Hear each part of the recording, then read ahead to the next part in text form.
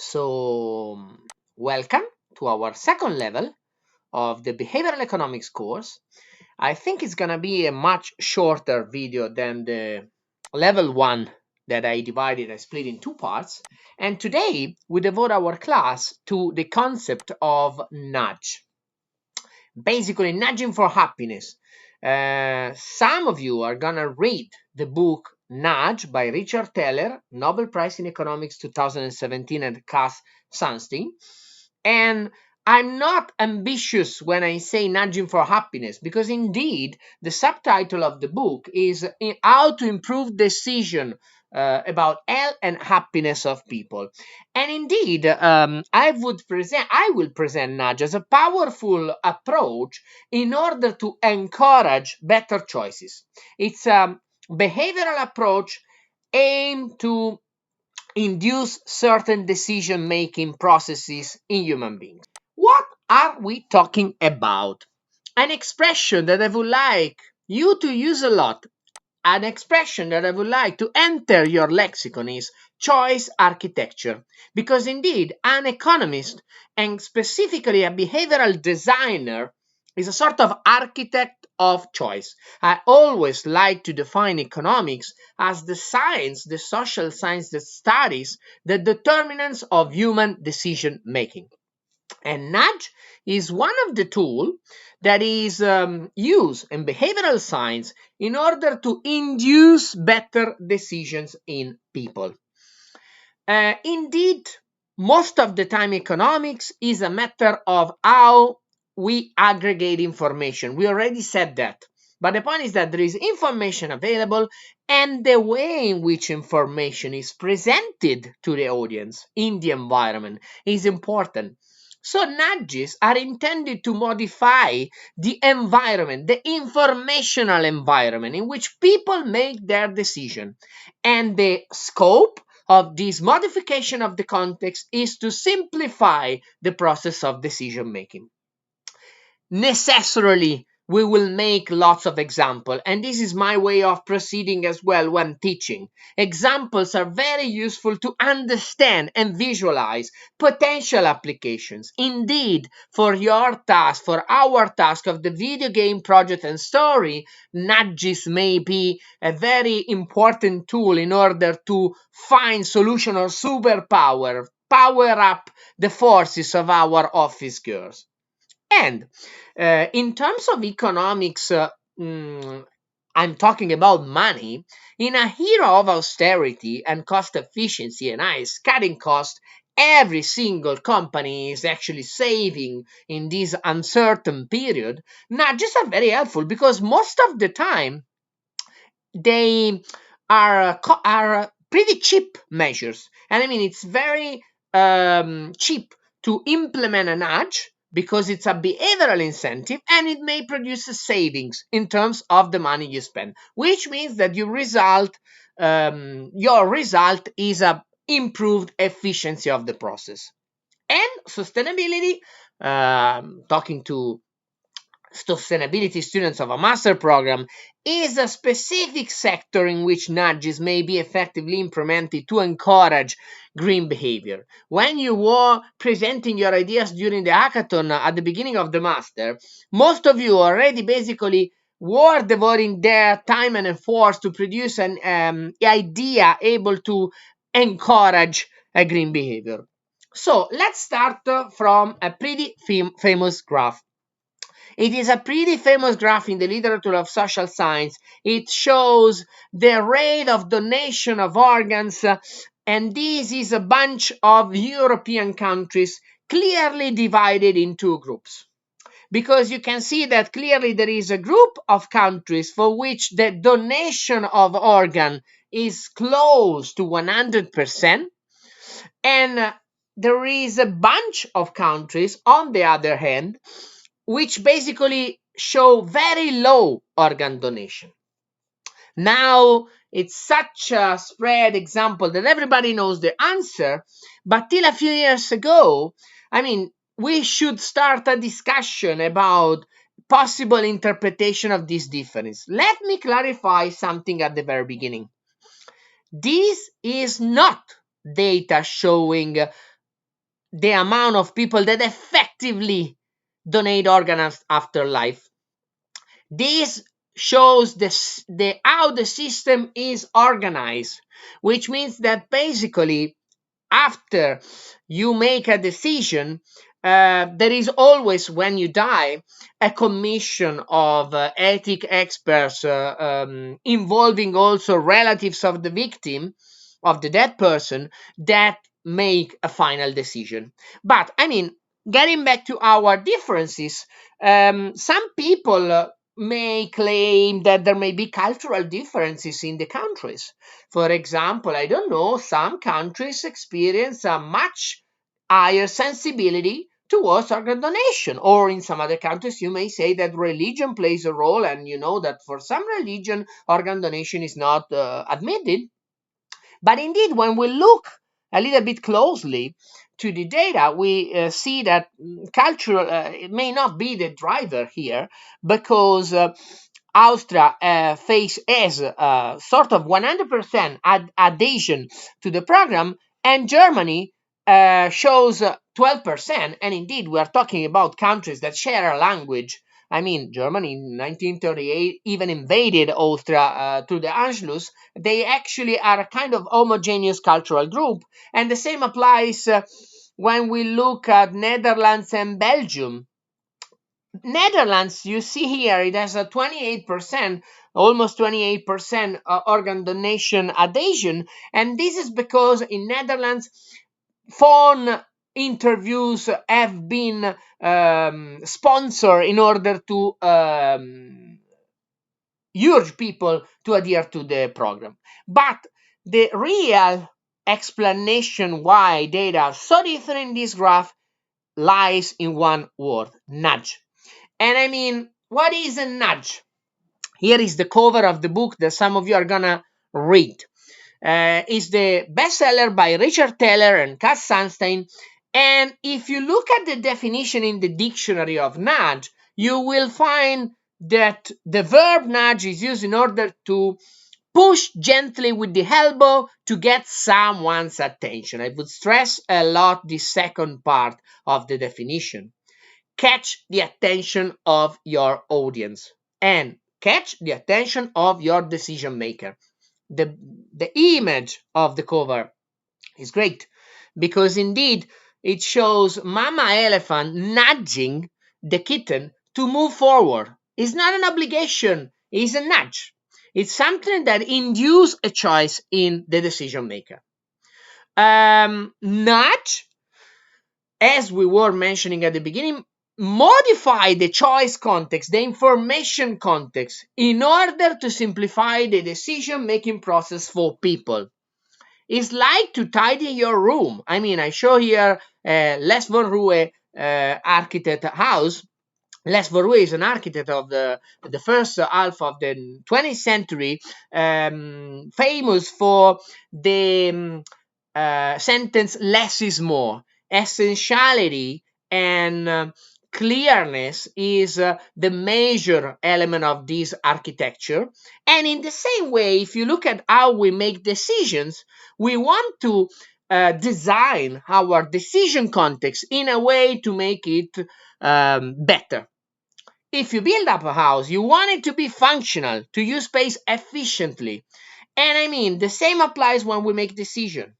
Rules to set up a decision has to follow the same logic, organizing information in order to improve the quality of choices. So indeed, nudges want to use the same information available, but to redesign that information in order to make a certain option more clear, more salient. A nudge, indeed, is a policy intervention, because this is an active intervention of the decision maker, of the policy maker, aiming to modify behavior of people in a predictable way. So I will get back on that later, but this is one of the issues at stake. Because indeed, if the decision maker, the policy maker has in mind what is the desired outcome, it means that basically you want your citizens to go towards that outcome. Is it desirable? I will get back on that.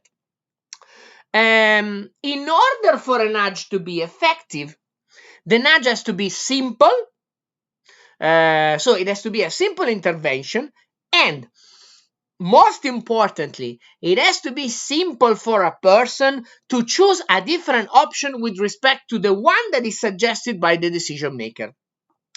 Maybe you're not following me, but I will get back to give plenty of examples to understand what I'm meaning. But the point is that a nudge has to be simple, and for when a nudge is there, for the decision maker, it has to be simple to do something else than the option that is encouraged by the policymaker. Nudges are not obligations, and they cannot be. As I was mentioning, they are a kind push, like Mama Elephant nudging the kitten, which means that if you go to a canteen, and I mean, unfortunately, you had not the chance of going to the canteen of E&I, but this is exactly one of the good example. But all the canteens of companies now are designed in this way, putting fruit and vegetables at eye level and in the center of the canteen make fruit and vegetable more visible, which means that on average you will observe an increasing consumption of fruit and vegetable, which is healthy food, and that is a nudge. And maybe you put sweet drinks rather than desserts in a kind of hidden place in the canteen, while forbidding the sale of sweet drinks or desserts is not a nudge, because that is an obligation, and it's pretty different. You may obtain the same result without limiting freedom of people. So behavioral designers, and when I use the word behavioral designers, I'm thinking about economies, each economist, and now I'm going even to overlap with some of the things that Professor Di Giulio has told you when talking about command and control regulation. Behavioral design and economists have different ways to try to modify behavior of people. Each economist indeed wants to modify behavior of people in different ways. First of all, setting up rules. For example, defining a standard and punishing who cheats, like the polluter paying principle. But what's the problem and the con sometimes of rules? That rules are costly to enforce. You need to monitor the enforcement of the rules, and you need to punish and sanction who is cheating. I'm giving you an example. A few years ago, there was the scandal of the automotive sector for the manipulation of the system that was calculating the CO2 emission of the cars. And I mean, that was exactly one of the problem of rules. There is a standard fixed, but then there is a cost of enforcement. You basically incurring the cost of checking who is respecting the rules, and sometimes people cheat because they find that the probability of being caught is lower and very low, and that basically incentivizes them not to respect the rule. Monetary incentive, that is the typical incentive used and suggested by an economist. When you tax a good in order to reduce its demand, when you tax emissions, when you reduce taxes in order to boost consumption of something, think about subsidies for renewable energies, or think about taxes that are put on food that contains fat because you want to reduce the demand of that good, accesses on cigarettes, and so on and so forth. Monetary incentives are the typical tool used by an economist to modify behavior. And then there is the nudges.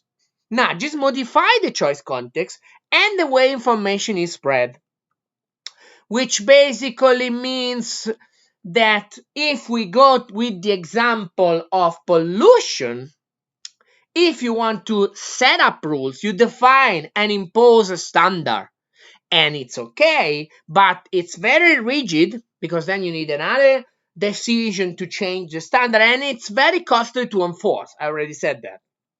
Monetary incentive, let's go back on that. Fiscal deduction if you use a more environmental friendly technology. But again, it may be expensive in terms of cost. You have an exposure of money. And then, of course, if you use money for a certain item, you give up, in terms of opportunity cost, that money for something else. Or, through a nudge, use social pressure. For example, that was the aim of a register in US with a law of the late 20th century for chemical emissions. You create a public register and so make it transparent who is emitting what, and companies adapt to a sustainable level of emission, not because they are particularly keen to be green friendly, but because people imitate what other people do, and because social stigma effect creates a potential reputational damage to the company. Let me be clear. There is not an approach better than the other. Most of the time, these approaches work together in order to encourage better decision. But they are kind of different tools in the hand of a behavioral design. In terms of social stigma, another example comes from UK, where a couple of years ago there was the proposition of a law that basically established the total transparency for companies that needed to show up the salaries paid within their environment. And that was aimed to reduce in time gender gap, because again you create social stigma if you observe that men with the same skills are paid more, much more than women with the same skills. That produces a potential reputational damage. Although, let me clear, sometimes the effect is not the desired one, because if you make it transparent, you may also induce like a lack of trust of your employees, and then maybe a higher turnover because people search for different jobs. So be careful on what is your objective. So I'm not remembering now. Let me get back on the donation organ. So, what is the nudge here? It is exactly an element of the choice architecture that induces different choices in people. Because here, if we identify two groups, we just identify two different mechanisms on how the design of organ donation is set in that country. And specifically, the countries on the right, countries that have a rate of donation close to 100% in unanimity, are countries that apply the opt-out scheme, which means that if you do nothing, you are automatically inscribed to the program of organ donation. In life, you need to activate, remember, decision points, checking a box with a mark in order to say, I don't want to donate my organ. So you need to activate to do something different. Default option is, I go to donate my organ. On the left, we have countries that adopt the opt-in scheme, which means that the default option is I'm not inscribed in the program. I need to activate if I want to do so. And let me clear even here.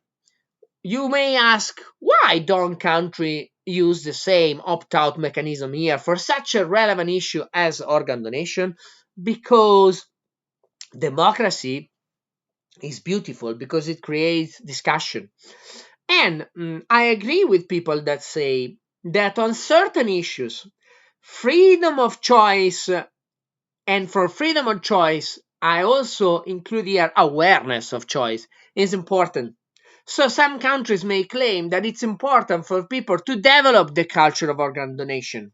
So you encourage that, like Netherlands did, but you don't sort of manipulate the context. And again, the borderline between freedom and manipulation is very thin.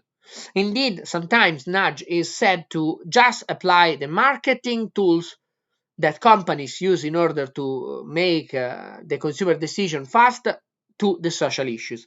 And indeed it is, but remember that for a nudge to be effective, you need to have a clear and easy way to skip that decision for the citizen. In this case, for a citizen, it's pretty easy to activate and say, I'm not going to donate organs. And that's very important. I will get back on another element that is important to have an effective nudge during the presentation. So, the power of nudges is the power of default option. We will devote actually a class to default as a very important element of the choice architecture, and you will see that topics overlap in this course. But think about the installation of a software in your PC. Have you ever used personalized installation? I mean, some nerdy people do, and it's most likely the better decision, because you decide what is entering your computer in terms of information and what is exiting in your computer in terms of data. But typically, and that's the way it is called, typical, People are lazy, are inertial, they do not see the advantage of changing and activating, and they go on by clicking forward. Remember, decision points. What are the decision points? One, you go on, or two, if you need to change, to personalize, and then go on.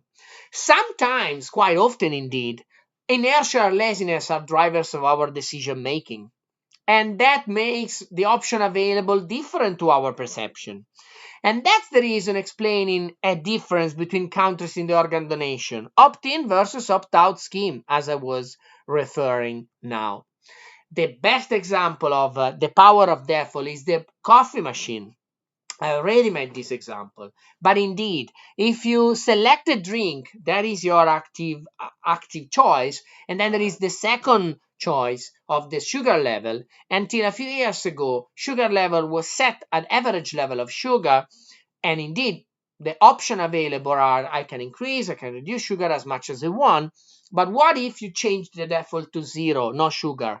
And World Health Organizations, they say that superfluous sugar is what is really unhealthy for our life. And like sugar in a coffee is one good example. And typically, when you set default option at zero, you obtain, on average, a significant decrease in the consumption of sugar. So nudges are important because they may help us in augmenting and improve our self-control. And self-control is in the conflict between system 1 and system 2 very, very important. For some behavior and decision, there is a huge distance between real outcomes, real decision, and expectations. How do we contribute to pension scheme? How do we save? How do we respect an healthy food regime? Nudges may be helpful in boosting the respect of self-control. The typical example comes from the Greek mythology and Ulysses. And I mean, this is the example used by a great philosopher of science, Jon Elster. I suggest if you want to go into the reading of this fantastic book, Ulysses and the Sirens, in which it basically talks about rationality and limited rationality, starting from the Greek myth. Everybody knows the story of Ulysses. I mean, Ulysses wanted to listen to rationally wanted to listen to the songs of the sirens, but knew perfectly that the island of Siren is famous because nobody comes back from that. I mean, if you go to the island of the sirens, then they're gonna eat you. And that's the reason why Ulysses asked his mates in the ship to tie him to the tree of the ship, and then ask also the mates to put something in their ears in order not to listen to the songs of the siren, not to listen to him asking them to set him free.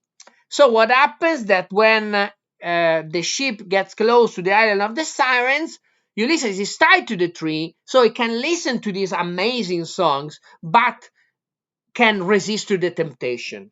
And I mean, this is actually a perfect example of rationality at work to improve self-control. And not surprisingly, these sort of situations are called Ulysses contract. Have you ever thought about, I mean, now I'm making a poll. When you wake up in the morning and you set up an alarm, it's important to keep in consideration that the ourselves that goes to bed in the evening and maybe say, okay, I'm setting up my alarm clock at 6:30 in the morning because tomorrow morning I'm going to have a run or workout, then I have a shower, a quick shower, meditation for 15 minutes, a great breakfast, longer than usual, and then I start working. But then what happens at 6:30 in the morning, the alarm rings and you snooze. I mean, if you are like a good percentage of people, you snooze, which means other 5 minutes, other 5 minutes, other 5 minutes, other 5 minutes. And then when you wake up, your program is totally screwed up. If this is something it comes to your mind, you are the typical human being. Because, remember, the projected self is not the real self that wakes up in the morning. So, just to give you a good example of a product that has been launched a few years ago and is exactly using these behavioral tips in order to improve self-control. This is Clocky, and it became very famous a few years ago. I think it was launched as a campaign on Kickstarter, the crowdfunding campaign from American students of I don't remember which Ivy League university, that basically launched and raised hundreds of thousands of dollars to develop this clock. As you may observe, this clock is nice because it has wheels. Because what does Clocky? I mean, you set up is an alarm, but you set up the alarm, and then when the alarm rings, you put on the floor, and when the alarm rings, a clock starts running with random path in the room, which means that basically, in order to make the alarm shut up, you need to stand up and run after Clocky. And what's the point? Once you reach Clocky, you are awake, and maybe you can respect your program. One counter effect of this program is that, and I'm not joking, I mean, there was a second version of Clocky, a peluche one, because people, when they reach Clocky, they basically throw it against the wall, breaking it, because they were so pissed off. And I mean, the same logic is there when we use notifications for our credit cards use, because sometimes we actually help ourselves to control not only the security of our expenses, but also the psychological awareness of our expenses. And we get a notification all the time we have a disbursement with the credit card, because to make it salient that we are spending money. I mean, again, how many between you, when they read the bill of the credit card 1 month after you have made the expense, is not surprised of the amount of money you spent? I mean, it happens a lot of time. Then nudges may help as an external imposition. And I mean, again, remember, nudges are a small modification of the informational context, not necessarily requiring awareness of people. I mean, here I present a good example and a bad example, in my opinion. So the good example is very famous, and it has been developed by a Netherlands young person and used first at the airport of Schiphol in Amsterdam. And think about bathroom cleanness. I mean, typically bathroom and public bathroom are a problem because and I'm talking about male specifically, sometimes hygiene is not very high. And how can you increase hygiene in a bathroom? I mean, first of all, you may pay a person that clean up, and so that, of course, creates a job and creates a payment, but it's also a cost, because of course you need to pay that person. But another possibility is a behavioral incentive, which means that basically, what if you put a fly? I mean, the original version of this nudge was a fly at the center of the toilet. And think about it. I mean, it's not so difficult to understand that if you put a fly at the center of the target, you may be tempted to hit it. And if you hit it, you obtain a positive externality, because P does not going everywhere else. And I mean, in terms of social advantages of this sort of approach, thinking about public bathroom in a station, for example, poor people, homeless, need a public place where to go. And if you put a cost on entering a toilet, you are actually putting a super cost on homeless people. So again, it's a question very delicate but important in terms of social issues. Up instead, there is another famous example, which personally I don't think is a very good example of nudge.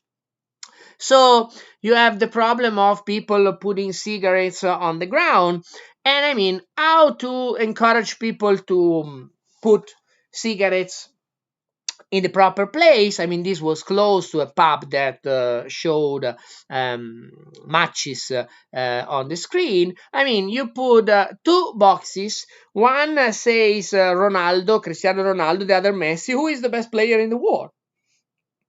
What's the potential problem here? Well, first of all, not everybody likes football, but that's not really the issue, because it was really placed close to a pub that was intended to show football matches, and therefore full of people that during the interval were going to smoke a cigarette. But the real problem here is that, and that's something to keep in consideration when you look at behavioral incentives, what you want to obtain and what are the potential spillover of your intervention. What does it mean? That if your intention, and this is the case indeed, is to collect cigarettes removals in the proper way, that's totally effective. But what if you obtain a negative externality here? Because people may be too fond with football and with the competition, they actually prefer to smoke one cigarette more than less. And that actually is a negative counter effect, because you encourage people to smoke more.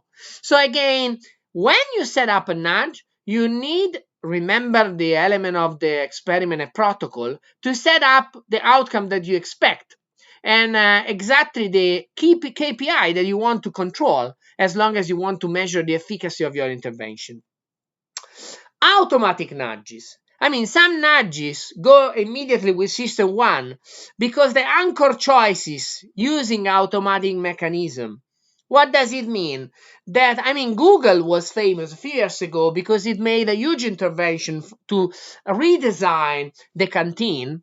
Because, I mean, the point is, I have a problem and I have a solution, because studies show that a healthy employee is also more productive. So if I encourage a healthy food regime for my employees, I will encourage productivity and I will get good results in terms of revenues.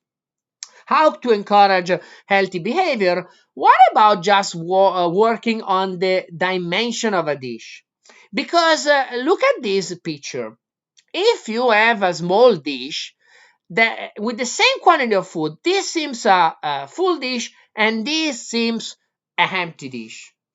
And I mean, this is the typical solution for a star level restaurant, and this is the typical and good solution for a canteen, because maybe you may induce employees to eat less and consume less calories by simply modifying the size of dishes. Because most of the time we make choice relative to the context, although we are not that aware of that. And I mean, that may produce virtuous and positive consequences. Other example, water bubble became famous a few years ago, is a timer that you apply to your shower in order to encourage a more efficient consumption of water. Because typically, especially in the Western and rich countries, people overuse water. And I mean, when they use and overuse water, that produces what? Bad consequences, over exploitation of a resource, tragedy of the commons. How to encourage an efficient use of water? Water Pebble works as a timer. You set it up on the shower the first time you have the shower, and Water Pebble is gonna measure the duration of your shower. And then, starting from the second shower, a traffic light system shows up, and is red, it is green, as long as your time is within the setup time. Then it gets yellow when you approach to the end of the consumption of the water, and gets red. And automatically in time it reduces marginally from time to time the duration of the shower, reducing the overall consumption of water. Again, activate behavior or a social norm. Sorry, it is not that clear the text, but nudges may help us in doing something that we know is the correct thing to do. So, tube station in London, that is something I like a lot. If you are familiar with elevators and moving stairs in tubes, most of the time you need to zigzag in order to go and run to catch your train. And then, of course, sometimes it's pissing because you may actually have arguments with people. I mean, it creates a negative social climate. What did the municipality of London? I mean, a very, very clever and nice intervention, putting images of foods that are foods of a standing person on the right, where you are supposed to stay when you are not moving, and images of moving stairs on the left. That makes it clear what you need to do. And the same logic applies to this very nice example coming from Copenhagen, in which researchers try to see if a small intervention in the informational context better off the littering of people. How did they do? I mean, they draw on the streets, on some streets, green feet, and also the litters was colored as fluorescent green. And then they ran an experiment in this way. Some streets of Copenhagen were designed with these feet on the ground and the litter color with the fluorescent green. Some other streets with a homogeneous flow of people were maintained with the typical situation. I mean, the traditional litters.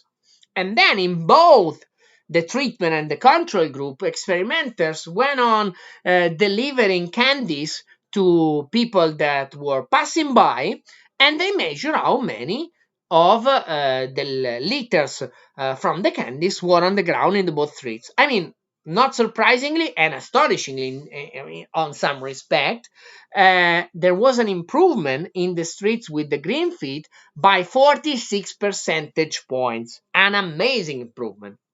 So nudges in this case may activate a desired behavior or a social norm which is latent. I mean, we know that is correct, but we cannot be active in doing that behavior. Again, nudges may disincentivize dangerous behavior. They may be used in order to make it salient for people when they need to brake, for drivers. I mean, this is the example I like most, coming from, again, London. It's a street close to a school in which the strips for pedestrians are highlighted by the peanuts characters that from distance they look like people crossing the street, and when you see them the driver is incentivized to brake, and of course students and pupils are safe. I mean, this is something that I don't like. This is a fake hole, and again it produces the same effect maybe, but maybe the braking may be too much abrupt. So think about many municipalities that use real blocks in order to let people brake, but when, I mean, you brake, but at the same time you make problems, you produce damages to your car. So these are all interventions that are projected to discourage dangerous or unhealthy behavior, and with a very low cost. Let me go into a great example of nudge. This is a nudge designed by Richard Teller himself in the program Save More Tomorrow. I mean, Save More Tomorrow is a program that has been launched a few years ago in US, because typically US are very famous because the saving rate of citizens is pretty low compared to that of other people and other countries. On average, a family in the US has more than 5 credit cards and is highly indebted. So how to encourage a better attitude towards savings? Save More Tomorrow was a clever plan designed in order to combine two different behavioral incentives and tips. So how did the experiment run? I mean, there was a treatment group, employees within a company, and that treatment group got the possibility of putting some money of their salary into a saving scheme. But what's the point? This treatment group was inside the program with the opt-out mechanism, which means that basically if you do nothing, you are automatically inscribed to the saving scheme, and a certain percentage of your salary goes to the saving scheme. And that's the typical use of the default option that we have described before. There is a second element in Save More Tomorrow that uses and exploits the loss aversion mechanism. Loss aversion, we will see that later, is a typical fact shown in experiment that claims and demonstrates something pretty easy, which means that people, when they lose something, they are much more pissed off than when they win and gain something of the same value. Let me be clear with an example. If you lose 10 euros, you have a disutility of minus 10. Let's use a neoclassical lexicon. And if you gain 10 euros, theoretically you have a utility of plus 10.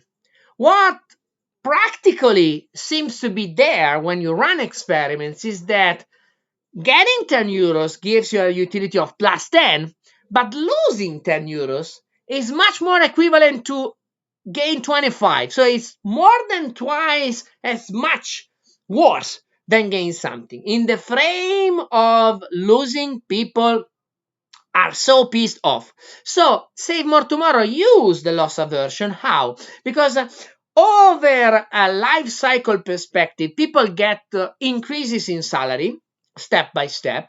And so in order to fight loss aversion, because maybe you don't want to put money on a saving scheme because you see money that goes out of the pocket.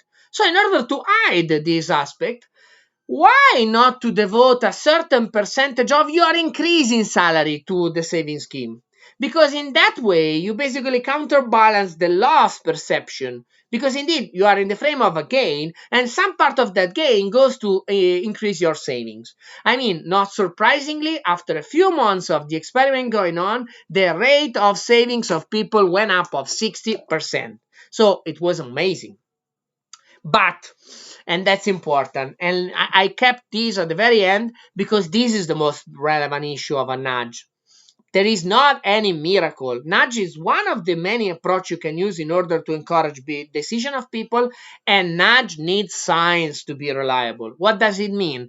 That, as I was mentioning when talking about field experiment, a nudge, in order to be effective, has to give the decision maker the possibility of making easily a different option than the one desired. Not only researchers may share with transparency the protocol of the experiment they run in order to test the efficacy of the nudge, which means that you need possibly to run a randomized controlled trial on your intervention in order to have numbers, robust numbers that show if your hypothesis is validated or denied.